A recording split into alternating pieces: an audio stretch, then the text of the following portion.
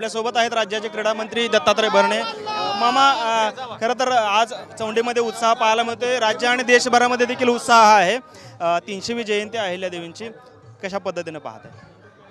पाहताना म्हणजे निश्चित एक आनंद आहे। 300वी जयंती आणि सगळे आज तरुण, आज एवढं मोठं ऊन आहे, चटकतंय, या चटकत्या उन्हात सुद्धा इथं दर्शन घेण्यासाठी अहिल्यादेवी आलेले आहेत। आणि निश्चित प्रकारे या माध्यमातून मी एवढंच तुम्हाला सांगेल की राज्य सरकार धनगर समाजाच्या पाठीमागं खंबीरपणे उभा आहे आणि ज्याप्रमाणे आदिवासी बंधूंना ज्या सवलती आहेत त्या दिल्या जात आहेत, त्या सवलती देण्याचा निर्णय राज्य सरकारने घेतलेला आहे आणि त्यात काही सवलती त्याचा देण्यात काय मार्ग हा सुरू पण झालेला आहे।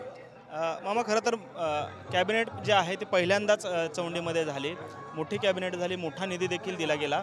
मात्र धनगर आरक्षणाच्या प्रश्नावर शब्दही काढलेले असं रोहित पवारांनी टीका केलेली होती। धनगर आरक्षणाच्या संदर्भात नक्की काय निर्णय आज होऊ शकतो? आज मुख्यमंत्री काय घोषणा करू शकतात का? मी ह्या बाबतीमध्ये रोहित पवारांचं काम करणारच, आम्ही आमचं काम करणारच आणि या बाबतीमध्ये निश्चित प्रकारे आमचे वरिष्ठ या बाबतीमध्ये जे धनगर समाजाचे प्रश्न आहेत या प्रश्नाच्या बाबतीमध्ये योग्य ते निर्णय भविष्य काळामध्ये घेतील।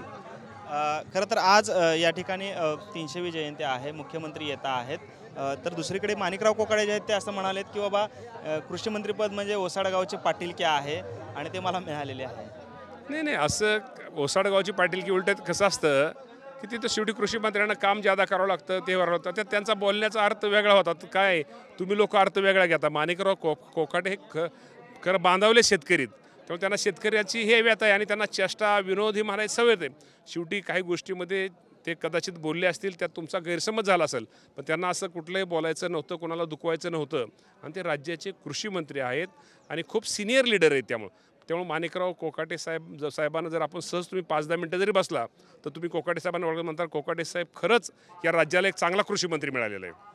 मामा, शेवटचा प्रश्न असा आहे की अजितदादांबद्दल सत्ताधारी पक्षातले नेते जे आहेत ते सातत्याने तक्रार करत आहेत, जसं की गोपीचंद पडळकर म्हणतात की बाबा आम्हाला निधी मिळत नाही, याबाबत आम्ही मुख्यमंत्र्यांकडे तक्रार करणार आहोत।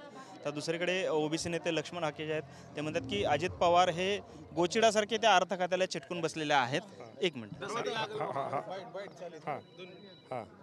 गोचिडासारखे चिटकून बसलेत असं त्यांचं एक टीका आहे। कसं असतं, आपल्या घरामध्ये आपण कुटुंब असतं, आपलं कुटुंब असल्यानंतर भाऊ असतो, बहिणी असतात, जावा असतात, मुली असतात, पुतणे असतात आणि कारभाऱ्याकडे एखादा जो कारभारी चालवतो त्याला कारभाऱ्याला वर्षाचं नियोजन करायचं असतं, महिन्याचं नियोजन करायचं असतं, 100 रुपये आले, त्यामुळं शेवटी त्या कारभाऱ्यावरती घरातली सगळी मंडळी नाराज असतात, परंतु कारभाऱ्याची त्यामध्ये काय चूक नसती।